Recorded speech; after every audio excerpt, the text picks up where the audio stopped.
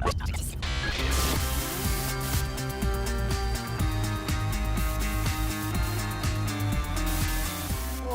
you scared him! Oh, Henry! It's okay, I'll just Henry. go. Okay. Let's go. It's okay, Henry. Welcome back. Welcome back, Internet. It's John Eduardo. And Henry! and Henry, our little guest star today. Guest star. We are going to be talking about comic book storylines and arcs that we would love to see adapted in the various cinematic universes. Universi. That's universe plural, right? Universi. It's like meese. Yeah. Yeah, for mooses. I know we are on the same page with one for sure, and that's Hush. Oh, Hush. I talk about Hush all the time. Hush is the perfect. I think, honestly, there's a lot of things you could do for the first Ben Affleck solo Batman movie, but Hush would be one of the strongest options, I think. You get to see the whole Rogues Gallery. Superman has a cameo. It's a great story. It's rare that a new villain is actually great right out the gate, but Hush is great. And you get to see Batman actually be a detective instead of just, punching stuff and threatening stuff to death. Pretty much. Yeah. There would be some great action sequences, but at the same time, it would just be a lot of problem solving. And I think if I had to pick my two favorite, like, kind of standalone stories, Batman stories that don't span more than a year's worth of comics, are Hush and Long Halloween. So Long Halloween will be a little bit, with the current situation, will be a little trickier to adapt. Yeah, I feel like it would have to be very stylized, very fun. My favorite would kind of be No Man's Land, but they kind of did that with the Nolan verse. Yeah. Which I think a lot of people give him crap for, but I think Dark Knight Rises isn't as bad as people say it is. He did a good job melding a whole lot of weird arcs into a fairly cohesive story, but those are the two big ones for me for Batman, but I think Long Halloween would not fit very well. And he sort of did, Nolan sort of did that with Batman Begins anyways, so. Yeah. I would not want to focus on Batman because I feel like as much as I love Batman, he is my favorite DC hero. I don't want to focus on him anymore. I want to redeem a particular hero that has been wronged twice already in the movies. Henry, he's trying to escape me. All right, you're free. All right, you're free to go. We no longer have our guest star has left the building.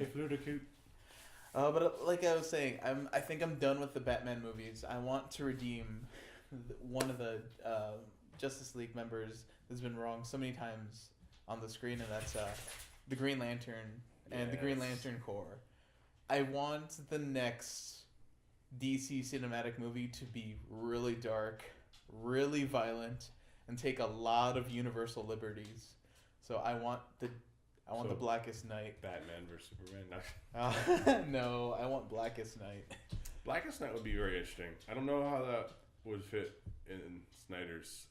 Well, you have to kind of wedge a few things in between, but you can establish who the villains and who like the universal heroes are in the DC universe. You can flip the script of who they are. That could be a catalyst for bringing the Green Lanterns in. Yes, that would be interesting. Yeah, because you have the Black Lanterns, but really you don't know what it is. You don't have like a real telling. Here's the thing: you don't have like anyone pointing fingers. Nobody knows what's going on. You have like a dark version of Batman, like running around taking out the Justice League members.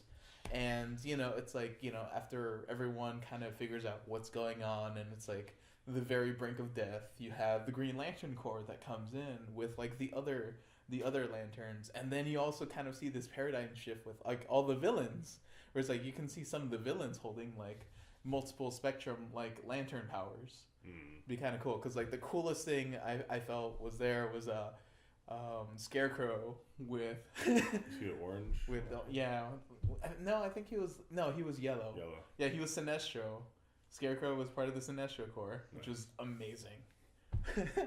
But yeah, my big thing is I want Blackest Night in full cinematic universe spectrum, and that has to be like a 3-hour epic. And I think they're kind of going this way based off of the some of the future nightmare sequences and BVS. But I think there's a bunch of the Crisis our lines could work. Yeah. But switching over to Marvel. Marvel. I'm still not thrilled about how Civil War was handled. Yeah. And I love the Russo brothers. Winter Soldier is my favorite of Winter the Marvel Soldier is movies. arguably one of the best. But Civil War it was fun, but it wasn't. It was fun, but it's like the breaking of a bromance. Yeah, it was not. It was like a bromance love triangle gone wrong.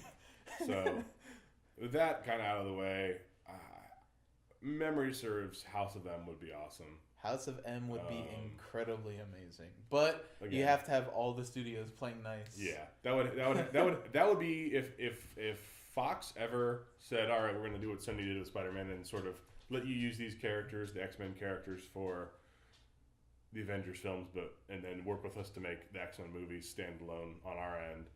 If that ever happened, House of M, and I don't think it will, House of M, but House of M would be the event to bring those universes together, because that's like, where are all the mutants at? Yeah, and if you're gonna do it, that would be the way to do it. It's like a graceful way to make like the X-Men movies important again. Yeah, they're getting there. I really did love Logan, and I really did love Deadpool. I am not a fan of the choices that have been made with the X-Men movies. Deadpool is a shot in the right direction. Logan, and so is Logan. That's it. Last year they've been killing it, and Legion is amazing too. So hopefully they stay on this path. I'm kicking myself because it's like week 2. You've mentioned Legion. I still haven't seen it. Everyone just watch Legion. I will watch Legion. All right, we're gonna watch Legion together. Legion is the best. It's a great thing. Okay. It's so many things. Anyways, I'm trying to think what else Marvel-wise is like. Marvel-wise, Secret Invasion. Secret Wars. Oh, no. Secret Wars. Secret Wars would be really epic, and I think that might even be a little bit of what goes into Infinity War. I'll bet for that. I'm pretty sure that's what's going to happen, but my thing is Secret Invasion. You take, like, so it's like a crime drama and invasion of the body snatchers and a little bit of Civil War. Yeah, and a little bit of Independence Day. You spin it that way, I could see the Skrull invasion. Oh man, the Skrull invasion is great, and it has to be told in the perspective of the Skrull Queen, like as Jessica Drew, Spider-Woman. Yeah, it has to be told from that perspective. What I'm trying to remember, because I remember there was the Dark Avengers. Was that post? Dark Avengers was post. Because there was some cool stuff there. I don't know if it would work for a film, but it would be kind of interesting. Yeah, Dark Avengers would be kind of cool, but it's like a Suicide Squad movie too. It's like you definitely have to like have a very charismatic. And most of my experience there was reading the Deadpool versus Thunderbolts or whatever. Nice. So. Yeah. What's another big one? You mentioned Secret Wars, which would be that's a grand scale comic. You have to bring together the Fantastic Four for sure. Spider-Man. Captain America in that? Yeah. I don't remember. I don't think so. I should reread it. It's been a minute. I know in the cartoon, Captain America was in Secret War. If you haven't seen the 90s Spider-Man... Madame Web. Oh, yeah. The 90s Spider-Man cartoon is so amazing. Go back, watch every single episode, and report back to me. Oh, man. But yeah, those are the big ones. I'm sure there's some others we can talk about. Onslaught. Oh, yeah.